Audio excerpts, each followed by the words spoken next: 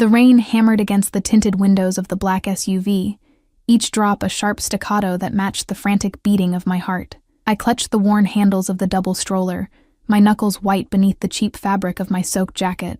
The crosswalk signal blinked red, but I was already halfway across, desperate to reach the pharmacy on the other side before it closed. My daughter Emma had been burning with fever all afternoon, and my son Lucas wouldn't stop coughing. Those wet, rattling sounds that made my chest tighten with fear every time I heard them. The city smelled like exhaust fumes and wet asphalt, mixed with the acrid scent of garbage from the overflowing bins on the corner. My sneakers squelched with each step, water seeping through the holes I'd been meaning to patch for months. 3 years. 3 years since I'd walked away from everything I knew, carrying nothing but the clothes on my back and the secret growing inside me.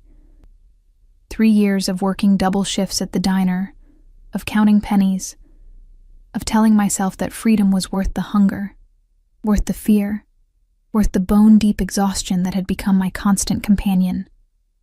I was invisible in this city, just another struggling single mother in a sea of people, too busy to notice the woman pushing a battered stroller through the rain.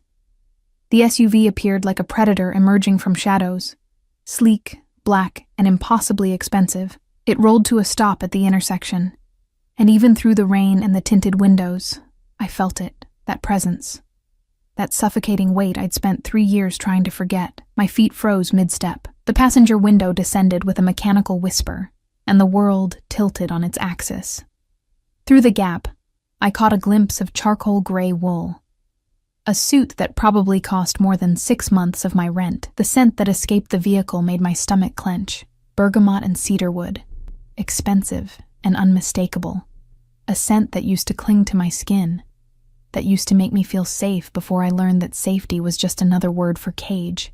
Keep moving, Elena. My voice was barely a whisper, lost in the drum of rain. But the SUV's door opened, time fragmented into sharp crystalline pieces. A black leather shoe touched the wet pavement. Italian, polished to a mirror shine despite the rain. Then another. A figure emerged, and even backlit by the city lights, I would have known that silhouette anywhere. Tall, broad-shouldered, moving with the predatory grace of someone who had never known fear, because he was the thing others feared. Dante Moretti. My hands trembled on the stroller handles. Emma stirred, her small face flushed with fever, and Lucas coughed again, the sound weak and pitiful. The rain plastered my hair to my face, and I knew I looked like exactly what I was. A woman who had been broken down by life, piece by piece, until there was nothing left but survival instinct and love for her children. He stood there in the rain, and he didn't move, didn't speak. Behind him, I could see movement in the SUV, at least 2 other figures, their shapes suggesting the bulk of body armor beneath expensive suits. His security. Of course. Dante Moretti never went anywhere without an army at his back. I should have kept walking. Should have lowered my head and pushed past him, pretended I was just another stranger on a city street. But my body had betrayed me, rooted to the spot by 3 years of nightmares and the visceral memory of what it meant to be in his orbit. Then his gaze dropped to the stroller. The world stopped. I watched his expression change. Watched the cold mask of the man who ruled the city's underworld crack, just enough to let something else through. His eyes, dark as midnight and twice as dangerous, fixed on the 2 small faces visible beneath the stroller's rain cover, Emma with her dark curls and his sharp cheekbones, Lucas with his olive skin and the stubborn set of his jaw that was pure Moretti. The twins were 2 years and 4 months old enough to have his features stamped on their faces like an undeniable truth I'd tried so hard to deny. Behind Dante, another figure emerged from the SUV. A woman, tall, willowy, dressed in cream-colored designer clothes that probably cost more than I made in a year. Her blonde hair was perfectly styled despite the rain, and diamonds glittered at her throat, the kind of diamonds that declared ownership, that marked territory. She had her hand on the car door, her expression impatient, annoyed at the delay. His fiancée. The woman the newspapers called Victoria Castellano, daughter of the Castellano crime family. The alliance that would unite 2 of the most powerful mafia organizations on the East Coast. Dante? Her voice cut through the rain, sharp with confusion and irritation. What's the delay? But he didn't turn toward her. didn't acknowledge her at all. His attention was locked on the stroller with an intensity that made my skin prickle with warning. I could see his mind working behind those dark eyes, could almost hear the calculations, the realizations clicking into place like bullets sliding into a chamber. The rain grew heavier, and somewhere in the distance, a car horn blared. The crosswalk signal had changed twice since I'd frozen here, trapped between the woman I'd been and the life I'd built from ashes. Dante. Victoria's voice again, louder this time, edged with the kind of entitlement that came from never having been denied anything. We're going to be late for... He moved. 3 steps brought him close enough that I could see the muscle ticking in his jaw, close enough that his presence engulfed me like a physical force, close enough that I caught the full impact of his scent and felt my traitorous body respond with memory, with the ghost of a time when I'd believed his darkness could shelter rather than consume. Elena. My name on his lips was a weapon and a caress, rough with something I couldn't name and didn't want to recognize. Those children, I found my voice somewhere in the depths of my terror, are none of your concern. His hand moved, not toward me, but toward the stroller. One of his men materialized beside him instantly, a wall of muscle in a black suit, hand inside his jacket where I knew a gun waited, but Dante waved him back with a subtle gesture, his attention never leaving my face. How old? The question was soft, deadly soft, the tone he used right before someone disappeared from the streets forever. 2. The word escaped before I could stop it. Mathematics was a merciless thing. I watched him do the calculation, watched the moment he understood that 9 months before the twins' birth put their conception exactly at the time when I'd still been his, when I'd still been naive enough to believe I could love a monster without becoming a monster myself. Emma coughed, a small sound that shattered the moment. My hands tightened on the stroller handles, maternal instinct overriding 3 years of fear. I need to go. They're sick. Get in the car. It wasn't a request. No. The word hung between us like a grenade with the pin pulled. Behind him, Victoria had stepped fully out of the SUV now, her expression transforming from annoyance to sharp interest. She was moving closer, her heels clicking on the wet pavement, and I could see the exact moment she registered the situation, the way Dante was looking at me, the stroller, the undeniable mathematics of the children's age. Dante? Her voice had changed, taking on a dangerous edge. Who is this woman? He didn't answer her, didn't even glance in her direction. His focus remained absolute, pinning me in place with the weight of his attention. Elena, get in the car. We're not having this conversation in the rain while my children are sick. My children. The possessive pronoun landed like a punch to my solar plexus. This was the moment I'd dreaded for 3 years, the nightmare that had woken me gasping in the dark. The moment when Dante Moretti discovered he was a father and decided what to do about it. They're not... I started. But Lucas chose that moment to break into a coughing fit that racked his tiny body, and Emma began to cry, her fever-bright eyes confused and frightened by the strange man looming over us. Dante's expression shifted again, and something that might have been concern flickered across his features before the mask slammed back into place. He turned his head slightly, not looking away from me, but somehow addressing the man standing behind him. Marco, clear the pharmacy. Get their best pediatrician. Now. Marco, built like a tank, with scars that suggested he'd survived situations that would kill normal men, pulled out his phone and began barking orders in rapid Italian. I don't need your help, I said, but my voice cracked on the words because that was a lie. I needed help desperately. The pharmacy visit was just the start. I needed the money for medicine I couldn't afford, for the doctor's visit I'd been putting off, for the heating in our apartment that had stopped working 2 days ago. Pride was a luxury I couldn't afford anymore, but accepting help from Dante Moretti was a price I wasn't sure I could survive paying. Elena. He said my name like a prayer and a threat. You can get in the car willingly, or I can put you and the children in it myself. But one way or another, you're not walking away from me again. His voice dropped lower, intimate despite Victoria's presence, despite his men surrounding us. Not now. Not ever. The rain continued to fall, washing away the last 3 years of carefully constructed distance, of hard-won freedom. of the illusion that I could ever truly escape the gravity well of Dante Moretti's world. Victoria was close enough now that I could see the cold calculation in her blue eyes, the way she assessed me and found me wanting, poor, bedraggled, nothing. But her gaze sharpened when she looked at the stroller, when she saw the unmistakable Moretti features on my children's faces. "This is her?" Victoria's voice was ice wrapped in silk. "The whore who ran away 3 years ago." The word landed like a slap, but before I could respond, Dante moved. His hand shot out and caught Victoria's wrist with enough force to make her gasp, his grip visibly painful even from where I stood. "Choose your next words very carefully," he said, his voice so cold that I felt Victoria shiver despite her expensive coat. "That woman is the mother of my children. The next person who disrespects her won't live long enough to regret it." The threat hung in the air, and I saw the moment Victoria understood that the balance of power had shifted irrevocably.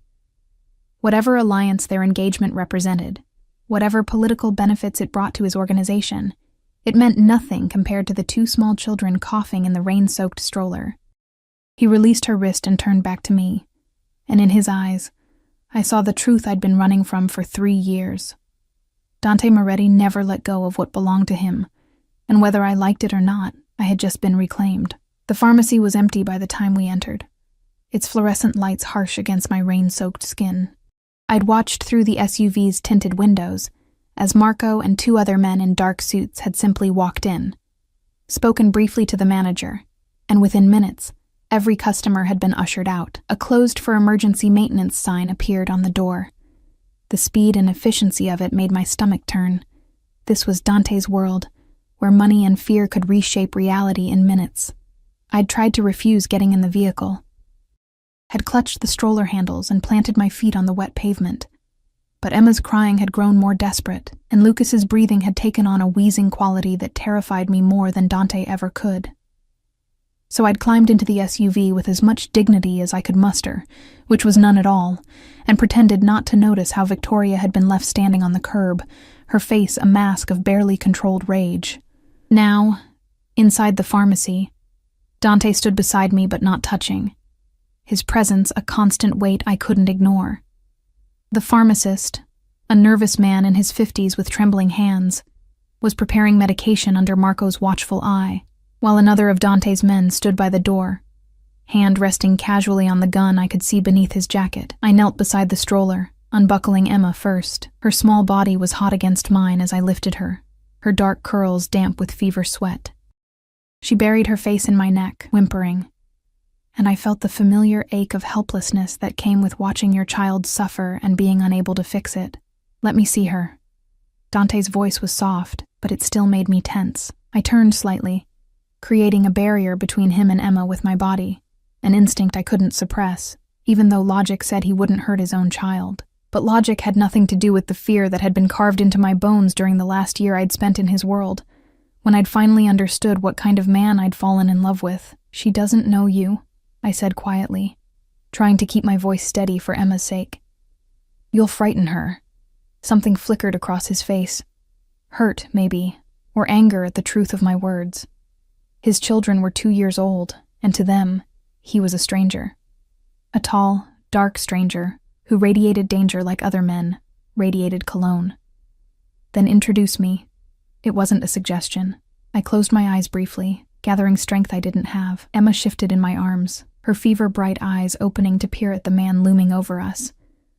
I felt her small body tense, ready to cry again. "Emma, baby," I whispered, smoothing her damp curls back from her forehead. This is Dante. He's going to help make you feel better." The lie tasted like ash on my tongue. He wasn't here to help. He was here because he'd discovered a secret that changed everything. Because Dante Moretti never walked away from what he considered his property, and I had just given him 2 more reasons to never let me go. Emma studied him with that intense way children have of seeing more than adults want a reveal. Then, surprising us both, she reached out one small hand toward him. "Hot," she whimpered. "Mama, hot." Dante's entire demeanor changed.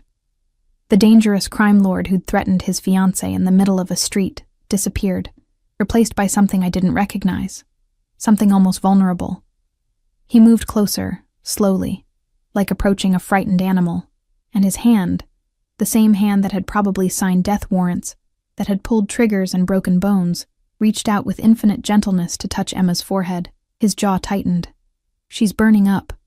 Where the hell is that doctor?" As if summoned, the pharmacy door opened, and a woman in her 40s entered, carrying a black medical bag. She wore expensive clothes beneath a designer raincoat, and her expression suggested she was used to middle-of-the-night summons from powerful men. Marco must have called her from the car.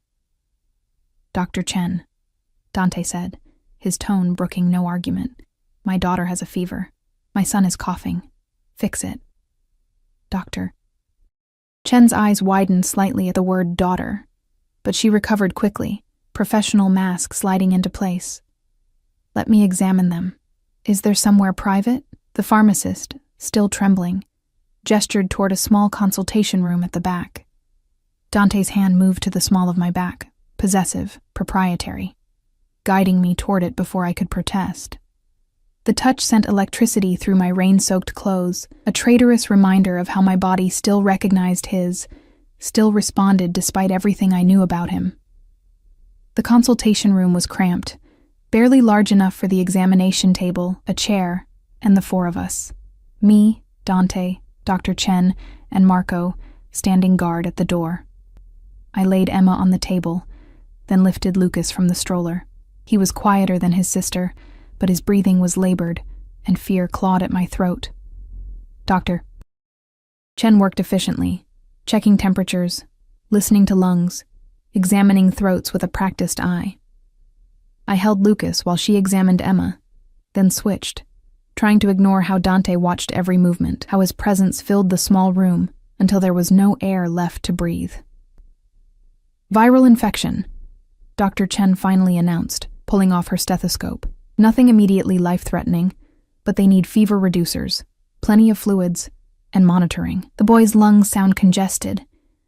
I'm prescribing an inhaler and antibiotics as a precaution against secondary infection." Relief made my knees weak. Not serious. They would be okay.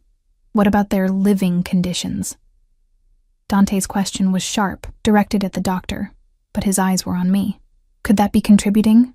Dr. Chen hesitated, and I felt my face flush with shame. She'd seen the children's clothes, worn but clean, cheap but cared for. She could probably guess at the rest. The cold apartment, the irregular meals when money was tight, the stress that clung to me like a second skin. "Adequate warmth and nutrition are important for recovery," she said carefully, diplomatically, "and for preventing future infections." "I take care of my children," I said, my voice harder than I'd intended. I was tired. So tired of being judged, of being found wanting. They're loved and fed and living in poverty. Dante's words cut like a knife. "Don't lie to me, Elena. I can see it. The holes in your shoes, the way you're shaking. And that's not just from the rain. When did you last eat a full meal?" I wanted to hit him. Wanted to scream that this was his fault. That I'd had to choose between the cage of his world and the freedom of poverty. That there was no good choice when you loved a monster. But Emma was watching with fever-glazed eyes, and Lucas was whimpering in my arms, and falling apart was a luxury I couldn't afford. "That's none of your business anymore," I said instead, my voice cold. "Thank you for the doctor. We'll take the medication and go." "Go where?" His tone was deceptively mild, but I heard the steel beneath it. "Back to whatever hovel you've been living in. Back to working yourself to death while my children get sick from inadequate heating. It's my home. They're my children. And we've been fine. They're my children too." The words were quiet, but they hit with the force of a physical blow. "And you kept them from me for over 2 years. The accusation hung between us, justified and terrible." Dr. Chen cleared her throat uncomfortably, gathering her equipment.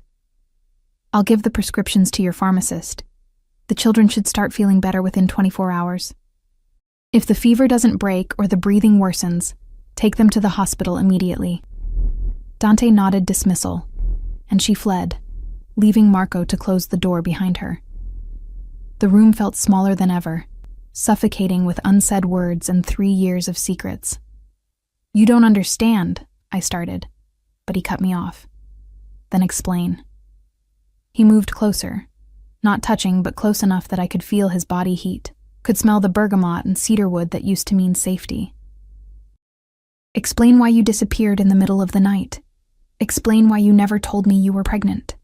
Explain why I've spent 3 years thinking you were dead while you raised my children in poverty. His voice cracked on the last word, and I realized with shock that Dante Moretti, the man who ruled the underworld with an iron fist, who never showed weakness, was furious and hurt in equal measure. I was afraid, I whispered, the truth escaping before I could stop it. Of you. Of what you'd become. Of what staying in your world would do to them. So you chose this instead? He gestured around the cramped room, toward the poverty I'd been trying so hard to deny. You chose to struggle alone, to let my children go without, rather than accept my protection? Your protection comes with a price I wasn't willing to pay. And what price is that? I looked up at him then, meeting those dark eyes that had once made me feel cherished and had later made me feel owned. My soul. My freedom. Everything that makes me human instead of just another possession in your collection. The silence that followed was broken only by Lucas's labored breathing and Emma's small whimpers. Dante's jaw worked, his hands clenching and unclenching at his sides, a tell I remembered, a sign he was fighting for control. I never tried to own you, he said finally, his voice rough. I loved you. You loved the idea of me. The version of me that smiled and looked beautiful on your arm and never asked questions about the blood on your shirts or the screams I heard from the basement. My voice shook, but I kept going, 3 years of silence finally breaking. You loved me the way someone loves a painting. Something beautiful to possess, to display, to keep locked away from the world. That's not... He stopped, and for a moment, I saw something like uncertainty cross his face. I protected you. You suffocated me. And when I found out I was pregnant, I shifted Lucas in my arms, his small weight a reminder of everything at stake.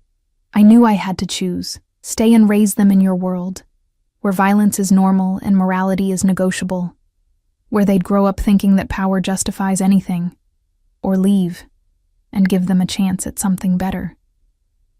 Better? His laugh was bitter. You call this better? Living in poverty, working yourself to exhaustion, my children getting sick because you can't afford proper heating? That's what you chose? Yes. The word was firm, even though my arms ached from holding Lucas, even though exhaustion made my vision blur. Because at least here, they learn that people matter more than power. That kindness isn't weakness. That love doesn't come with conditions and contracts, and the constant threat of violence. Dante stared at me, and in his expression, I saw a war being waged between the man he'd become and whatever remained of the person he'd been before the Moretti family business had consumed him entirely. Elena, he said finally, and his voice held a note I'd never heard before. Something almost pleading. I can't let you go. Not now. Not knowing I have children who need me. Need you? I shook my head. They need food and warmth and safety. They need a mother who isn't constantly looking over her shoulder. They don't need a father who solves problems with bullets and bribes. They need both. He moved closer, and this time he did touch me, one hand cupping my face with a gentleness that made my traitorous body remember every moment I'd loved him. And whether you want to accept it or not, you need me too. How long can you keep this up, Elena? How long before exhaustion makes you sick? Before you can't work anymore and lose even the little you have? His thumb traced my cheekbone, and I hated that my eyes burned with tears I refused to shed. He was right, and that was the cruelest part. I was drowning, had been drowning for 3 years, kept afloat only by stubborn pride and desperate love for my children. I won't go back to being your prisoner, I whispered. Then don't. His eyes locked with mine, intense and dark, and full of something dangerous. But don't deny my children what they deserve either. Let me help them, Elena. Let me give them what you can't. The offer hung between us, tempting and terrible, because I knew that accepting help from Dante Moretti meant accepting chains, even if they were made of gold. It meant stepping back into his orbit, where his gravity would pull me closer and closer until escape became impossible again. But Emma whimpered in fever pain, and Lucas's breathing rattled in his chest, and I was so tired of being strong, of being alone, of pretending I could carry the weight of the world on my shoulders without breaking. "What do you want?" I asked, and hated how defeated I sounded. His smile was sharp as a blade. "Everything. But for now, I want you and the children to come home with me. Tonight, we'll discuss the rest tomorrow." "And if I refuse?" His hand dropped from my face, but his eyes held mine captive. "Then I'll have Marco drive you back to your apartment, and tomorrow morning, you'll find that your landlord has mysteriously decided to evict you. Your employer at the diner will suddenly have concerns about your performance. Every door you try to walk through will close in your face until you have nowhere left to go but back to me." The threat was delivered calmly, matter-of-factly, and I knew with sickening certainty that he meant every word. This was Dante Moretti, the man who owned half the city, who could reshape reality with a phone call, who never accepted defeat. "That's not a choice," I said, my voice hollow. "That's coercion. That's reality."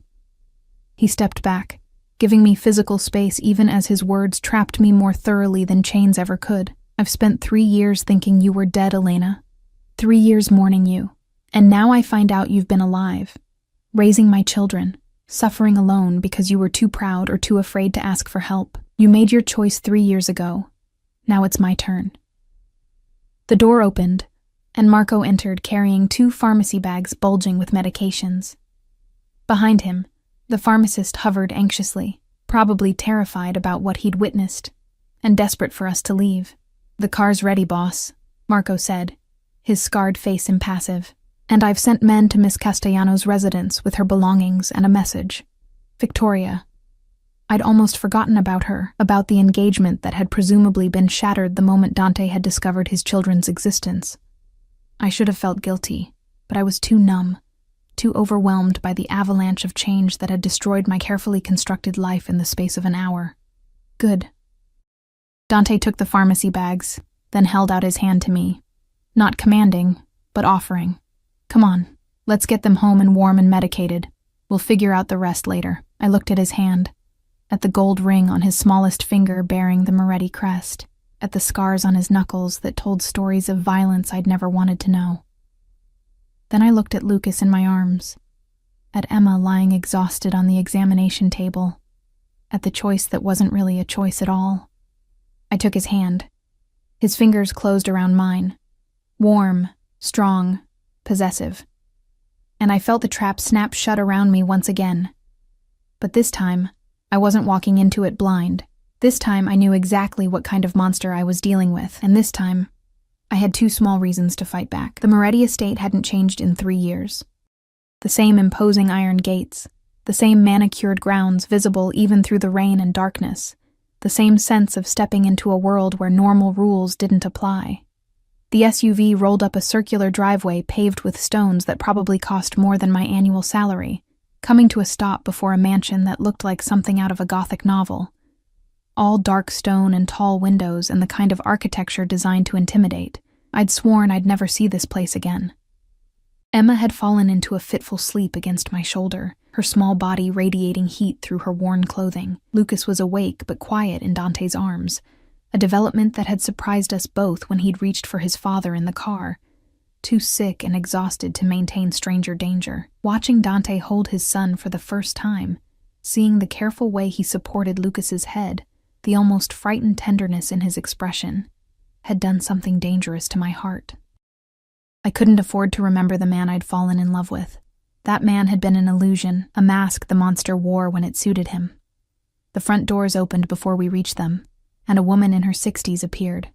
Mrs. Chen, the housekeeper, her face creasing with shock when she saw me. Behind her, I could see staff members gathering, their expressions ranging from curiosity to barely concealed hostility. The woman who'd run away from Dante Moretti, who'd humiliated him by disappearing, was not someone who would be welcomed back easily. "Prepare the east wing," Dante said, not breaking stride as he carried Lucas inside. 3 bedrooms, connecting. 1 for Elena, 1 for the children, 1 for their nanny. I want humidifiers set up in the children's room. fresh linens, heating set to 75 degrees. Have Dr. Martinez on standby in case the fever worsens overnight.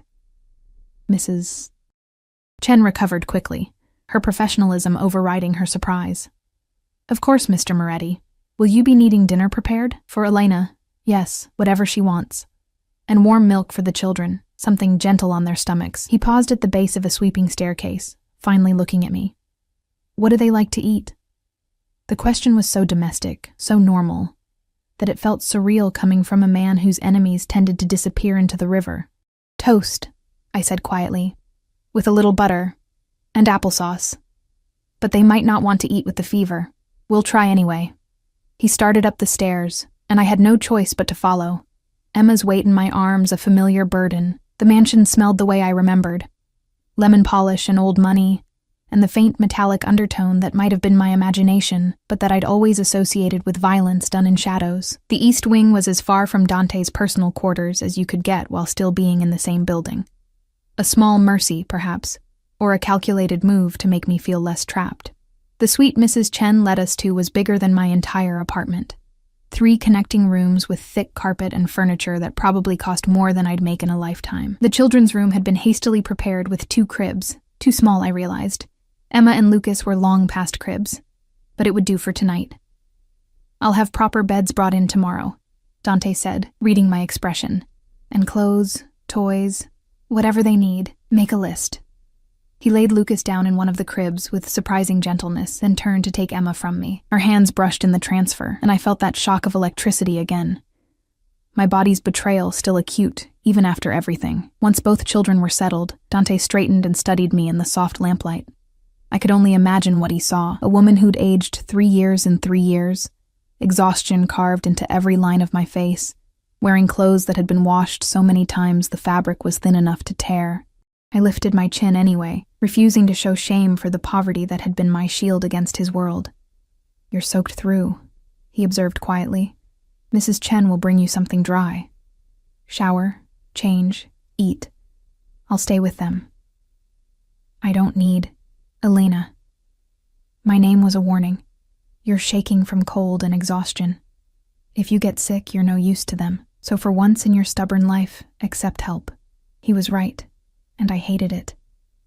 I was cold down to my bones, my clothes plastered to my skin, and the idea of a hot shower was almost painfully appealing. But leaving Emma and Lucas with him, even for 20 minutes, felt like relinquishing control I couldn't afford to lose. I won't hurt them, Dante said, and something in his voice made me look at him properly. Whatever you think of me, Elena, whatever I've done, I would die before I let harm come to my children. You have to believe that. The terrible thing was, I did believe it. Dante Moretti was a monster in many ways, but he had his own twisted code of honor. Family was sacred. Blood was everything, and now that he knew Emma and Lucas existed, they would be under his protection whether I wanted it or not. 20 minutes, I said finally. And if Emma wakes up, I'll come get you immediately. He moved to one of the plush chairs positioned between the cribs, lowering himself into it with the easy grace of a predator at rest. In the soft light, with his attention focused on the sleeping children, he looked almost human, almost like the man I'd fallen in love with before I'd learned what his last name really meant, Mrs. Chen appeared at the door with an armful of clothing, expensive my size, probably belonging to one of the female staff members, or procured with frightening efficiency from somewhere in the mansion. She guided me to my room, pointing out the ensuite bathroom with its marble counters and shower big enough for 3 people. The hot water was a revelation. I stood under the spray until my skin turned pink, until the chill finally left my bones, until I could no longer tell if the water on my face was from the shower or from tears I refused to acknowledge. 3 years of careful distance, of hard-won freedom, destroyed in a single rainy evening. I was back in Dante's world, back in his orbit, and I had no idea how to protect my children from the gravity that would inevitably pull them deeper into his darkness. When I emerged, wrapped in a towel that cost more than my weekly grocery budget, I found clothes laid out on the bed, soft leggings and a cashmere sweater that felt like a cloud against my skin. No underwear, I noticed, which meant these had definitely been procured from somewhere in the house. The thought of wearing another woman's clothes should have bothered me more than it did, but I was too tired to care. Dressed and marginally more human, I made my way back to the children's room. The door was ajar, and I paused in the doorway, arrested by the scene before me. Dante sat in the chair, Lucas cradled in his arms. At some point, my son had woken and begun to cry, and Dante had picked him up, was now rocking him slowly while humming something low and melodic. A lullaby, I realized with shock, in Italian. Lucas's eyes were drooping, one small fist clutched in Dante's expensive shirt, completely trusting in a way that made my chest ache. "You're good at that," I said quietly, announcing my presence. Dante looked up, and in his expression, I saw naked vulnerability quickly masked. "My mother used to sing this to me before." He trailed off, and I filled in the blanks. Before she'd been killed in a rival family's attack. Before violence had become the only language the Moretti family understood. I moved into the room, checking on Emma. Still asleep. Her breathing easier now that the medication was working.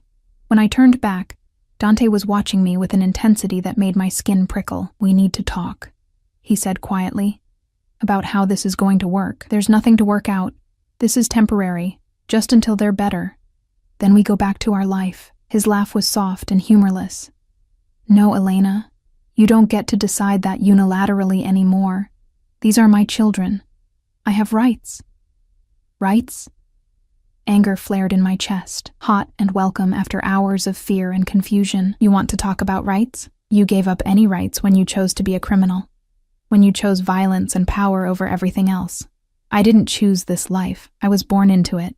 His voice remained low, mindful of the sleeping children, but I heard the steel beneath. "And everything I've done, every decision I've made, has been to protect my family, to keep them safe in a world that would destroy us given the chance." "And what about my safety? What about the night I heard you torturing someone in the basement? What about the mornings I'd wake up to find blood on your clothes? What about living every day knowing that the man I loved was capable of—" I stopped, closing my eyes against the memories. I couldn't raise children in that environment. I couldn't let them think that was normal. So instead, you raised them in poverty, made them suffer because of your pride. The accusation stung because part of me had always wondered if I'd made the right choice, if my children's cold apartment and irregular meals and constant worry was really better than the warm safety of Dante's wealth. Purchased with blood money, at least they have their humanity. I whispered. At least they're growing up learning that people aren't disposable, that problems can't be solved with violence, that their mother worked herself to exhaustion and still couldn't provide basic necessities.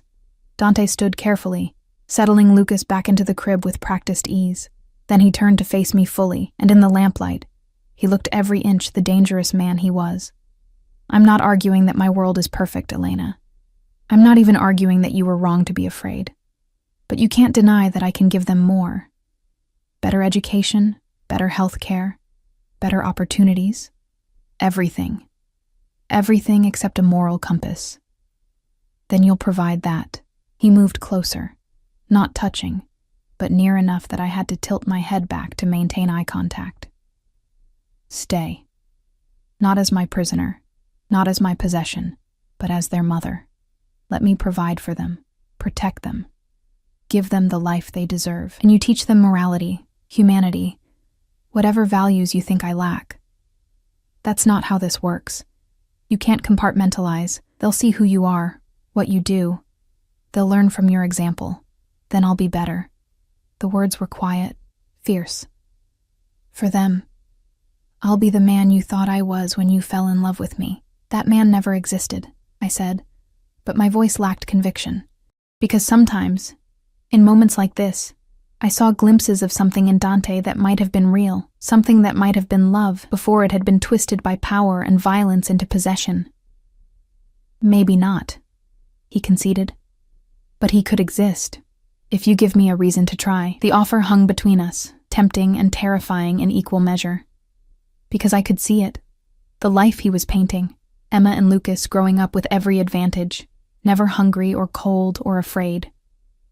Me, freed from the constant exhaustion of survival, able to actually be present for my children instead of working myself to death to provide bare necessities.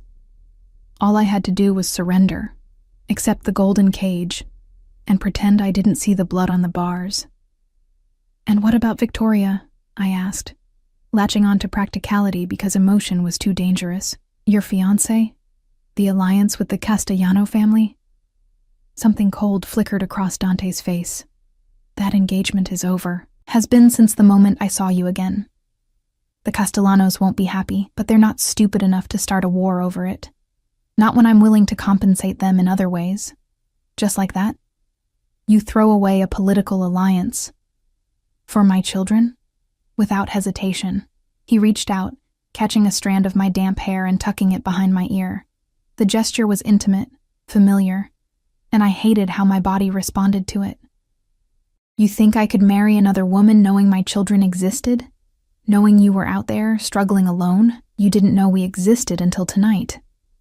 No, he agreed. But I knew I'd never stopped. He stopped himself, jaw tightening. It doesn't matter. What matters is that you're here now. They're here now, and I'm not letting you go again. You can't keep me prisoner, Dante. Eventually, I'll find a way to leave. His smile was sharp as a knife. Then I'll find you. Again and again. However long it takes, however far you run. His thumb traced my cheekbone, and his eyes held mine with absolute certainty. You're mine, Elena. You always were. The 3 years you were gone don't change that. And now that we have children together, his hand moved to cup the back of my neck, pulling me closer until I could feel his breath against my lips. Now you're bound to me forever. There's no running from that. I should have pulled away, should have slapped him, cursed him, done anything to establish boundaries, but I was so tired, and his touch was so familiar, and some traitorous part of me wanted to believe his lies, wanted to surrender to the illusion that love could exist alongside violence, that safety could be bought with blood money. I hate you, I whispered. But the words lacked conviction. No, you don't. His lips were almost touching mine now, his voice a low rumble that I felt in my bones. You hate what I am, what I do, the world I represent. But you don't hate me.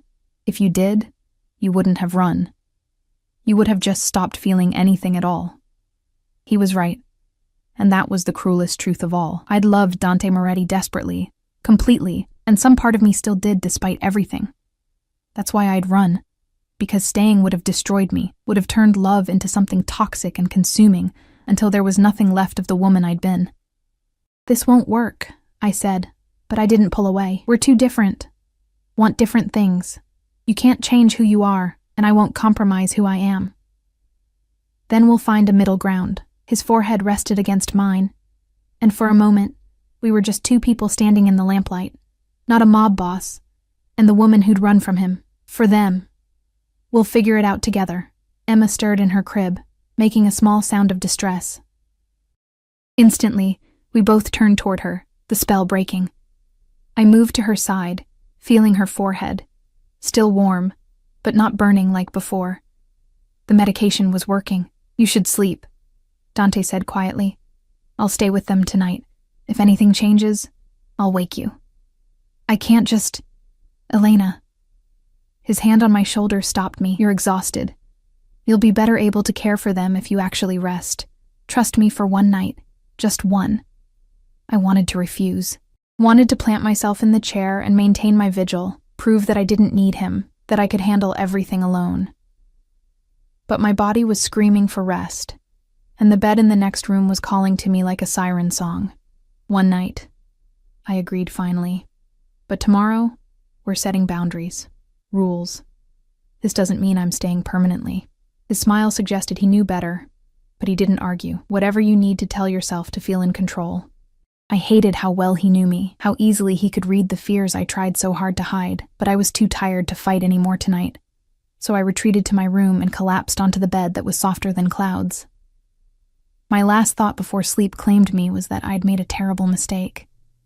That accepting Dante's help, even temporarily, was stepping back onto a path I'd fought so hard to escape. But with Emma's fever and Lucas's labored breathing still echoing in my mind, with the memory of 3 years of struggle and fear and exhaustion weighing on me, I couldn't bring myself to regret it. Not yet. I woke to sunlight streaming through floor-to-ceiling windows and the disorienting realization that I'd slept for 12 hours straight. My body ached in the way it does after exhaustion so profound that even rest can't fully erase it.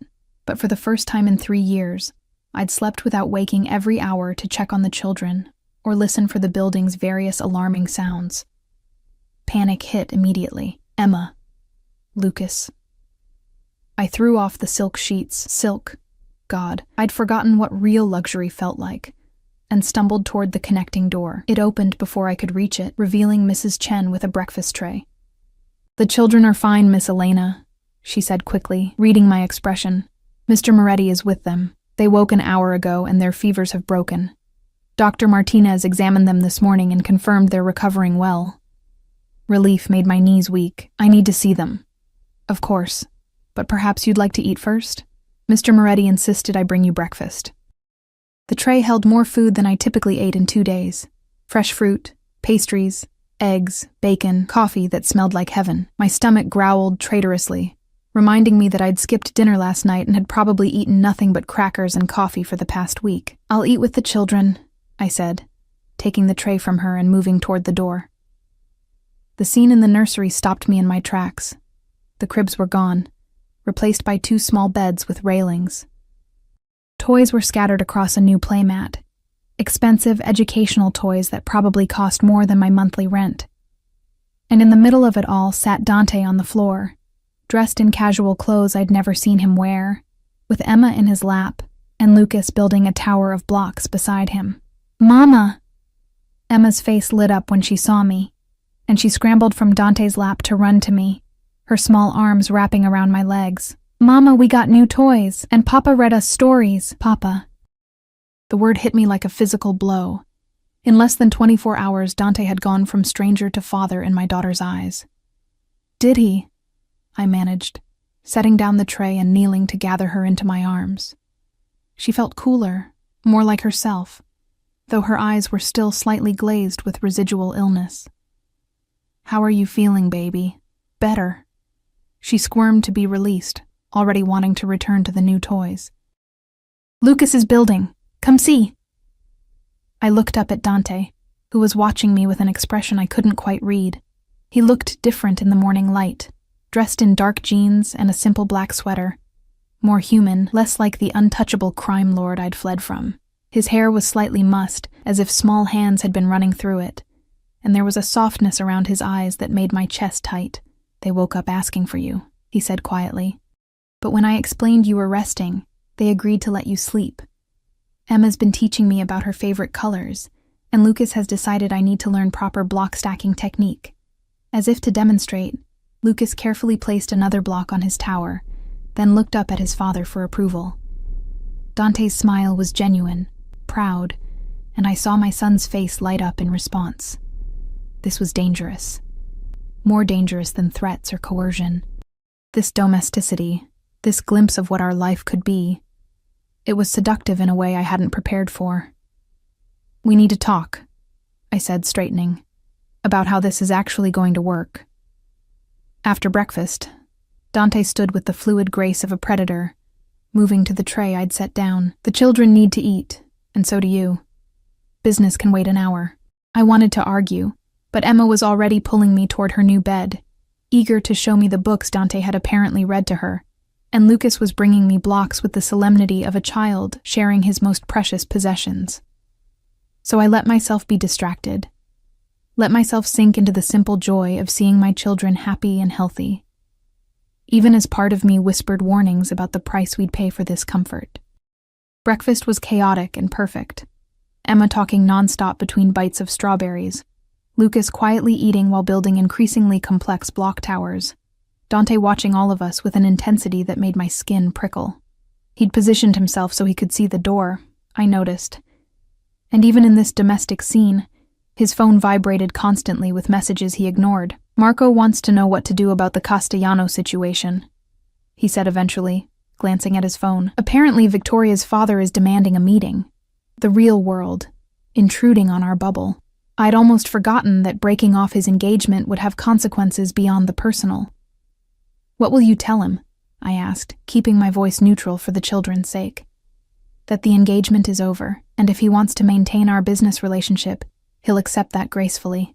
Dante's tone was casual, but I heard the steel beneath. The Castellanos need me more than I need them. They won't push, and if they do— His eyes met mine, dark and uncompromising. Then they'll learn why people don't cross the Moretti family. The threat hung in the air, a reminder of exactly who and what he was. Emma, oblivious, continued playing with her new toys. Lucas had moved on to arranging blocks by color, his small face serious with concentration. "This is what I was afraid of," I said quietly, "that they'd grow up thinking violence is the answer to everything." "Violence isn't the answer to everything." Dante stood, collecting empty plates with surprising domesticity. "But sometimes it's the only answer. The world isn't black and white, Elena. The sooner they learn that, the better prepared they'll be. They're 2 years old. I'm not talking about teaching them violence now. I'm talking about reality." He moved closer, lowering his voice so the children wouldn't hear. "You want to raise them to be naive? To think that kindness and morality will protect them from people who would hurt them to get to me? I want to raise them to be good people, to value human life, to have consciences, and I want them to survive." His hand came up to cup my face, thumb tracing my cheekbone in a gesture that was becoming familiar again. "We're not enemies in this, Elena. We both want what's best for them. We just disagree on what that means." Before I could respond, his phone rang. Not vibrated, rang, which apparently meant something because his expression hardened immediately. He glanced at the screen, and I saw tension ripple through his shoulders. "I need to take this," he said, already moving toward the door. "Stay here. Don't leave this room." The command in his voice triggered every rebellious instinct I had, but he was gone before I could argue, the door closing firmly behind him. Through it, I heard his voice, sharp with anger, speaking rapid Italian. Mrs. Chen appeared moments later, as if summoned. "Is there anything you need, Miss Elena?" "What's happening?" I asked, keeping my voice low. "Why is he upset?" She hesitated, loyalty to Dante warring with something that might have been sympathy for me. "There's been an incident at one of Mr. Moretti's properties. It's being handled." An incident. The euphemism could mean anything from a minor business problem to someone being murdered. This was Dante's world, violence lurking beneath a veneer of civilization, danger always one phone call away. "Mrs. Chen," I said carefully, "what happened to me? After I left, what did Dante do?" Her expression softened. "He searched for you. For months. Used every resource he had, called in every favor. I've never seen him like that. Desperate. Almost broken." When the months turned into years with no trace, she trailed off, shaking her head. "We all thought you must be dead. It was the only explanation that made sense. That he couldn't find you." The revelation settled over me like a weight. I'd known Dante would look for me, but I'd underestimated the intensity of it. I'd covered my tracks carefully. New identity, cash-only transactions, staying away from security cameras, never using the internet. I'd lived like a ghost for 3 years, and apparently it had nearly destroyed him. "He loves you," Mrs. Chen said quietly, in his way. "It might not be the love you wanted, but it's real. Love shouldn't feel like a cage." "No," she agreed, "but sometimes it does anyway, especially for men like Mr. Moretti, who've lost so much and learned to hold on too tightly to what remains." Emma chose that moment to bring me a stuffed bear from her new collection, demanding that I admire it properly. I pulled her into my lap, breathing in her familiar scent, baby shampoo and something uniquely hers, and tried not to think about how quickly she was accepting this new reality. Children were adaptable. It was a blessing and a curse. Dante returned 20 minutes later, his expression carefully neutral, but his eyes still carrying shadows of whatever incident he'd been dealing with. He'd changed clothes, I noticed. The casual sweater replaced by a dress shirt and slacks, his armor against the world. "I need to go out," he said, his gaze finding mine. "Business that requires my attention. Marco will stay with you. We're prisoners then. You're protected." His jaw tightened. "There's a difference. Not from where I'm standing." He moved closer, crouching down so he was eye level with me while I sat on the floor with Emma. "Elena, I need you to understand something. The moment I claimed you and the children publicly, the moment I broke off my engagement for you, you became targets. My enemies will look for any weakness they can exploit. And you—" His hand came up to touch Emma's hair gently. "All of you are the biggest weakness I've ever had." The admission hung between us, vulnerable and honest in a way I hadn't expected. This was why he'd never wanted to love anyone, I realized, why he'd kept his distance from real emotional attachment. Because in his world, love was liability. "Then let us go," I said. "We'll disappear again. You can tell everyone it was a mistake, that the children weren't yours." "No," the word was flat, final. "That's not an option.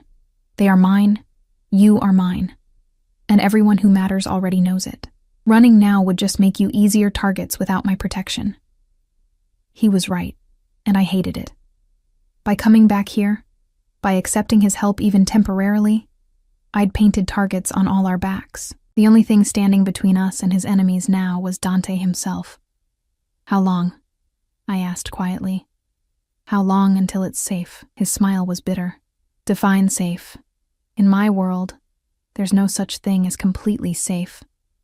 But I can make you safer than you've been living in that apartment, scraping by, vulnerable to anyone who might have connected you to me. No one knew who I was. You don't know that. You can't know that." His hand moved to my face, forcing me to meet his eyes. "I've made a lot of enemies, Elena. Some of them very patient, very thorough. If they'd found you before I did—" He didn't finish the sentence, but I saw the fear flash across his face. Real, visceral fear that he quickly masked. Emma yawned against my shoulder, still recovering despite the broken fever. Lucas had curled up on one of the new beds, his eyes drooping. They needed naps, needed continued rest and medication, and the kind of care I could finally provide here. "I'll stay," I said finally, the words tasting like surrender. "For now. Until they're fully recovered and until you've dealt with whatever fallout there is from your broken engagement. But Dante—" I waited until he was looking at me fully. "I'm not staying as your possession, not as some kept woman. If we do this, we do it as partners, as co-parents. You don't control me and I don't control you. But we make decisions about the children together. Done." His agreement came too quickly, and I saw the trap even as I walked into it. Because co-parenting meant staying in contact, meant being in his orbit, meant slowly being pulled deeper into his world, until the lines blurred, and I forgot where I ended, and his influence began.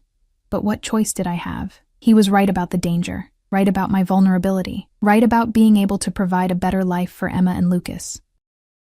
All I could do was hold on to my sense of self, maintain my boundaries, and hope that 3 years of hard-won independence had made me strong enough to resist his gravity. "I need to go," Dante said, standing. "Marco will be outside the door. Mrs. Chen can get you anything you need. There's a phone on the nightstand. My direct number is programmed in. If anything happens, anything at all, you call me immediately." "What kind of anything?" "Anything that makes you uncomfortable, anyone you don't recognize, any feeling that something's wrong." His expression was serious, intense. "Trust your instincts, Elena. If something feels off, it probably is." The warning made my skin prickle. "You're scaring me. Good. Fear keeps you alert.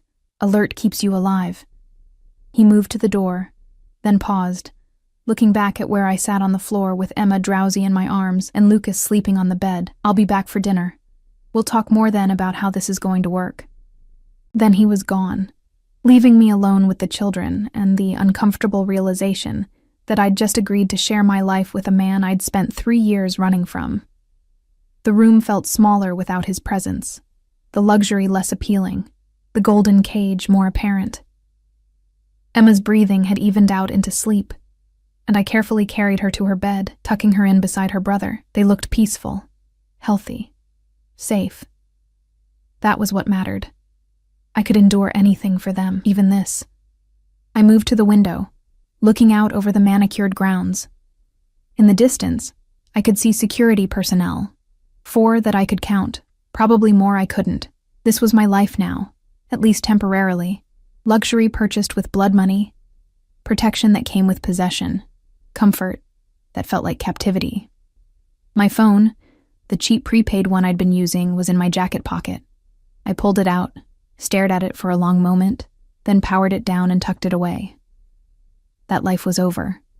The struggling single mother, invisible in the city, free but drowning, she was gone. I didn't know yet who I would become in her place. But I knew one thing: I would not lose myself again. Not to Dante's darkness, not to his world, not to the seductive comfort of surrendering to his protection. I had found my strength in poverty and struggle. Now I would have to find it again in luxury and danger, for Emma, for Lucas, for the woman I'd fought so hard to become. 3 weeks passed in a strange blur of domesticity and danger, of learning to navigate Dante's world while maintaining the boundaries I'd sworn to protect. Emma and Lucas recovered fully, their laughter filling rooms that had been silent for too long. They thrived under the attention, not just from Dante, but from Mrs. Chen, who doted on them, and even from Marco, whose scarred face would soften whenever Lucas brought him blocks to admire. But it was Dante's transformation that unsettled me most. He came home every evening, no matter what crisis demanded his attention. He read bedtime stories in that deep voice that made even Goodnight Moon sound like something dangerous and sacred. He learned their routines, their preferences, the difference between Emma's "I'm tired" cry and her "I want attention" cry. He was patient in ways I'd never imagined possible, present in ways that contradicted everything I thought I knew about him. And every night, after the children were asleep, we would sit in the library, neutral territory, and talk. About the children at first, then gradually, about everything else. The years we'd been apart, the life I'd built, the man he'd tried to become when he thought I was dead. I almost walked away, he told me one night, brandy glass warming in his hands while I nursed tea that had gone cold an hour ago. From all of it. The business, the family, everything. If you were dead, what was the point? But you didn't. No. Because walking away would have dishonored your memory. His smile was bitter, ironic, considering you left because you hated what I was. I didn't hate you, I said quietly, the admission escaping before I could stop it. I hated what loving you was doing to me. How I was disappearing, becoming just another beautiful thing you owned. I never wanted that, I know. And I did know now. But wanting and doing are different things. You loved me the only way you knew how. By protecting me, providing for me, keeping me close. You just didn't realize you were suffocating me in the process. He was quiet for a long moment, staring into his drink. And now? Am I suffocating you now? I considered the question honestly. The past 3 weeks had been nothing like I'd expected. Yes, there was security everywhere. Yes, my movements were monitored. But Dante had kept his word. He didn't control me, didn't dictate my choices, didn't treat me like property. When I'd insisted on taking the children to the park, he'd assigned discreet security but let us go. When I'd wanted to enroll Emma in a music class, he'd made it happen without taking over the decision. No, I admitted. You're trying. I can see that. I'm terrified, he said suddenly, his eyes meeting mine with raw honesty. Every moment they're out of my sight, I'm terrified. Every car that passes too close, every stranger who looks twice, every phone call from Marco. I think this is it. This is when I lose them. Lose you. The vulnerability in his voice cracked something in my chest. Dante, I know it's irrational. I know I have the best security money can buy. But fear doesn't respond to logic. He set down his glass and leaned forward, elbows on his knees. You asked me once why I became what I am. Why I chose this life. You said you were born into it. I was. But I could have walked away like some do, taken the money and disappeared, lived a normal life. His jaw tightened. I stayed because the night my mother was killed, I was 8 years old and hiding in a closet. I heard everything. Her screams, the gunshots, my father begging. And I did nothing. I was too afraid, too small, too powerless.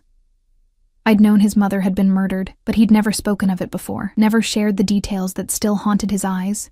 I swore that night that I would never be powerless again, that I would be strong enough, ruthless enough, feared enough that no one would ever dare hurt my family. He looked at me, and in his eyes, I saw the 8-year-old boy who'd hidden while his world ended. And then I met you. And for the first time in my life, I wanted something beyond power and fear. He trailed off, searching for words. I wanted to be the kind of man who deserved you. But I didn't know how to be that man and still keep you safe. So you built a cage instead. Yes. No excuses, no justifications, just truth. And you were right to leave, right to choose freedom over safety. I just wish... His voice cracked slightly. I wish I'd been able to give you both. The moment stretched between us, heavy with 3 years of pain and misunderstanding, and the slow, tentative rebuilding of something I was afraid to name. The Castellano situation is resolved, he said eventually, shifting back to safer ground. Victoria's father accepted compensation for the broken engagement. They're moving their alliance to the Marchetti family instead. And Victoria? Married someone from the Marchetti family 2 weeks ago, a practical woman. She never loved me. It was always about power and position. He paused. She did send a message, though, through intermediaries. What kind of message? His smile was sharp. A warning that you'd better make me happy, or she'll find a way to make you regret stealing her position. Ice shot through my veins. Is she a threat? No. Dante's certainty was absolute. She's smart enough to know that threatening you is a death sentence. It was just posturing, maintaining pride. I've made it clear through appropriate channels that you and the children are untouchable. Anyone who harms you will face consequences that make death look merciful. The casual way he spoke of such violence should have repulsed me. A month ago it would have. But now, with Emma and Lucas sleeping upstairs, with the knowledge of how many people would hurt them to hurt Dante, I felt a terrible gratitude for his ruthlessness. I'm changing, I said quietly. Being here, being with you again, it's changing me. I'm starting to accept things I never thought I would. Is that bad? I don't know. I met his eyes. I don't want to become someone who justifies violence, who thinks the ends always justify the means. But I also can't pretend anymore that the world is simple, that morality is always clear-cut. Welcome to the gray, Dante said softly. It's not comfortable, but it's honest. The library door opened, and Marco entered, his expression tense. Boss, we have a situation. The shipping container at Pier 7, Customs is asking questions. Dante's demeanor changed instantly, the vulnerable man disappearing behind the mask of the crime lord. What kind of questions? The kind that suggests someone tipped them off. Tension crackled through the air. This was his world. The constant vigilance, the paranoia, the ever-present threat of betrayal and exposure. I need to handle this, Dante said, standing. It might be late when I get back. Be careful. The words escaped before I could stop them, revealing more than I wanted to admit. He paused, looking at me with an expression I couldn't read. Then he crossed the distance between us in 3 strides and kissed me. Hard, possessive, desperate. It was our first kiss in over 3 years, and my body remembered even as my mind screamed warnings. I tasted brandy and danger, and the complicated truth that I'd never stopped wanting him, even when I'd hated what he represented. When he pulled back, his eyes were dark with promise. We're not finished, you and I. This conversation, he gestured between us. It's not over. Then he was gone, taking Marco and half the security detail with him, leaving me alone in the library with the taste of him on my lips and the uncomfortable realization that I was falling back into his orbit. Not helplessly, not without awareness, but inevitably nonetheless. The weeks turned into months. Summer came, hot and humid, and I watched Emma and Lucas grow in ways that both delighted and terrified me. They were happy, genuinely happy, in ways they'd never been in our cold apartment. They had stability, attention, everything children needed to thrive. And Dante kept his promises. He didn't control me, didn't cage me, didn't try to remake me into something compliant and decorative. Instead, he courted me. Slowly, patiently, like a predator who'd learned that some prey required a gentler approach. Dinners at restaurants where he'd rented the entire space so I wouldn't feel exposed. Walks in the garden while the children napped, where he'd tell me about his day and actually listen to mine. Small gifts that showed he'd been paying attention. A book I'd mentioned wanting. Art supplies because I'd told him I used to paint. A jade plant because I'd said I missed having something green to care for. He was careful with me in ways he'd never been before. Patient when I pulled away, understanding when I needed space. Present, but not overwhelming. It was seductive, this new version of Dante Moretti, the one who'd learned from past mistakes, who was genuinely trying to be better. But I never forgot what he was capable of. The nights he came home with blood on his cuffs that he thought I didn't notice, the phone calls he took in Italian, his voice cold and final. The way people looked at him with fear, even as they showed respect. He was still a monster. He was just a monster who loved his children and was learning to love their mother without consuming her. 6 months after that rainy night at the crosswalk, I stood in the nursery watching Emma and Lucas sleep. They'd graduated to toddler beds now, decorated with their favorite colors and characters. They looked peaceful, safe, loved, everything I'd wanted for them when I'd run away. Achieved through the man I'd been running from. "You're thinking too hard." Dante's voice came from the doorway, low and intimate. I can hear it from down the hall. I turned to face him. He was in his shirt sleeves, tie loosened, looking tired but content, more human than monster in the soft lamplight.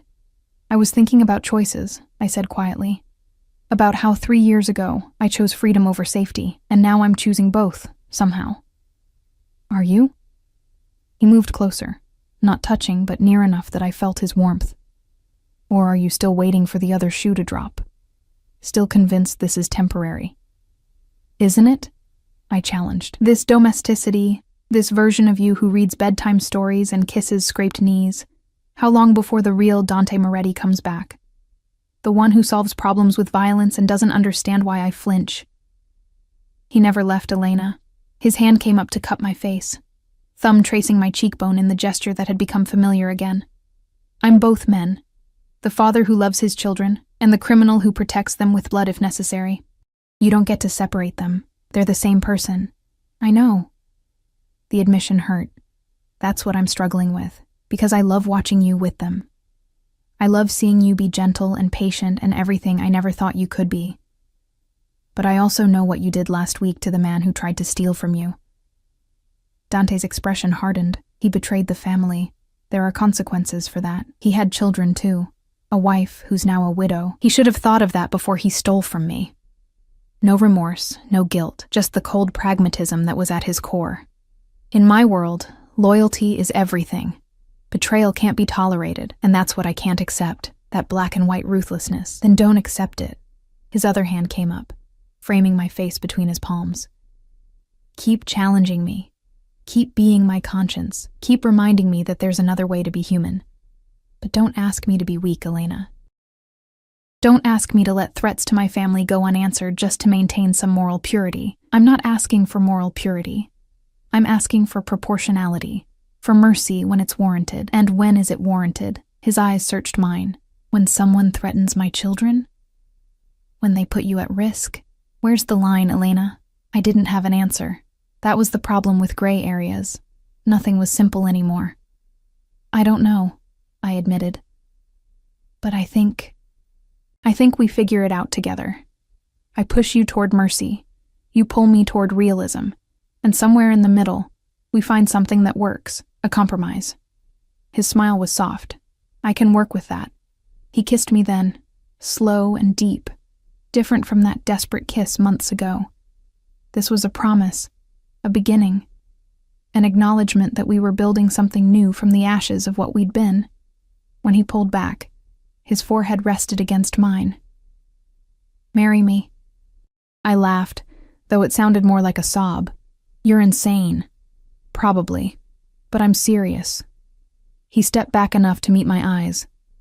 "Not because I want to own you or cage you, not even because of the children, though God knows I want them to have both parents fully committed, but because I love you, Elena.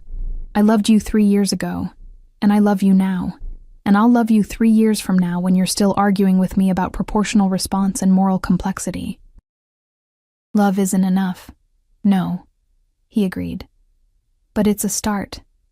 And we've already proven we can coexist. We've built something here over the past 6 months. Something real. He was right. Against all odds, against every instinct that had told me to run, we'd built a family. Messy, complicated, morally ambiguous, but real nonetheless. I need time, I said. To think about it, to be sure. Take all the time you need. His hand slid down to intertwine with mine. I'm not going anywhere. Neither are you. We have the rest of our lives to figure this out. The presumption should have annoyed me. Instead, I felt something like relief because he was right. I wasn't going anywhere, not because I was trapped, but because I'd chosen to stay, chosen this complicated, dangerous, beautiful life we were building together. Okay, I said softly. Ask me again in 6 months. If we've survived that without killing each other, I'll say yes. His smile was brilliant, transforming his face from dangerous to devastating. Challenge accepted. Later, much later, I lay in my bed, still separate from Dante's, maintaining that boundary even as others blurred, and thought about the woman I'd been 3 years ago. She'd been brave enough to run, strong enough to survive alone, fierce enough to protect her children at any cost. I was still that woman. But I was also someone new, someone who'd learned that strength could coexist with compromise, that love could survive in gray areas, that sometimes the right choice was the one that made your heart and your conscience reach an uneasy truce. Emma and Lucas would grow up knowing both worlds, the one I represented, with its emphasis on empathy and morality, and the one Dante represented, with its harsh pragmatism and protective ruthlessness. Maybe that made me a bad mother, failing to protect them from his darkness. Or maybe it made me a realistic one, preparing them for a world that was never as simple as I'd wanted it to be. 6 months later, on a crisp autumn evening, Dante asked again. We were in the garden, watching Emma and Lucas chase fireflies in the gathering dusk, their laughter bright against the shadows. Marco and the security detail were there but distant, giving us the illusion of privacy. Marry me, Elena. No ring, no grand gesture. Just those 3 words and the weight of everything we'd built together. I looked at him. This man who was monster and father, criminal and lover, darkness, and the person who'd taught me that light could exist even in the shadows. I thought about the year we'd spent learning each other again, fighting and compromising and slowly building something that looked like partnership. Yes, I said, and watched his face transform with joy.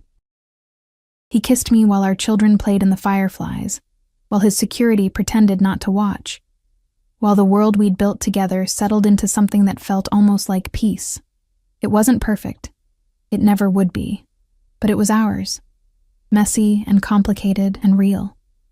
That night, after the children were asleep, Dante made love to me for the first time in over 3 years. It was different than before, less about possession, more about partnership. He touched me like I was precious but not fragile, desired but not owned, and when I fell asleep in his arms, finally sharing his bed, I felt something I'd thought lost forever. Home. The wedding was small, private, just family, and a few trusted associates. Emma was flower girl, Lucas was ring bearer, and neither of them understood why Mama was crying, even though she was smiling. Mrs. Chen wept openly, and even Marco's scarred face softened into something that might have been a smile. Dante vowed to love me, protect me, and never cage me again. I vowed to love him, challenge him, and never run away again. They were promises we'd probably break and remake 1,000 times over the years, but they were also a foundation, something solid to build on, even when everything else was shifting. 5 years later, I stood in the same garden, watching Emma and Lucas, 7 years old now, play with their baby sister, Sophia. Dante was beside me, his hand warm in mine, his presence a constant I'd learned to trust again. Any regrets? He asked quietly, the question he posed every year on our anniversary. I thought about the woman I'd been, struggling alone in that cold apartment. I thought about the compromises I'd made, the moral flexibility I'd developed, the ways I'd changed to fit into his world while maintaining my core self. Only one, I said honestly, that I didn't trust you enough to try this 3 years earlier. That I wasted time running when we could have been building this together. You needed to run, he said, surprising me with his understanding. You needed to prove to yourself that you could survive without me, that you had strength independent of my protection. Otherwise, you never would have believed you were staying by choice. He was right. I'd needed those 3 years of struggle to become someone strong enough to stand beside him as an equal, rather than as a possession. I love you, I said, the words coming easier now than they had even a year ago. Monster and man, father and criminal, all of it. I love you too. He pulled me closer, pressing a kiss to my temple. Conscience and challenge, mother and partner, all of it. Sophia shrieked with laughter as Lucas swung her around, and Emma called for us to watch her cartwheel. Our children. Safe. Loved. Growing up in a world that was complicated but theirs. They would have to navigate the gray areas we'd created, would have to reconcile their father's darkness with their mother's light. But they would do it together, as a family. And that, I thought, watching Dante scoop Sophia up while Emma and Lucas demanded equal attention, was worth every compromise, every moral complexity, every moment of uncertainty. We'd built something real from impossible circumstances, something that looked like love, felt like family, and tasted like hard-won happiness. It wasn't the life I'd imagined for myself, but it was the life I'd chosen, again and again, day after day, and that made all the difference. The rain had stopped years ago, but we'd finally found our way home.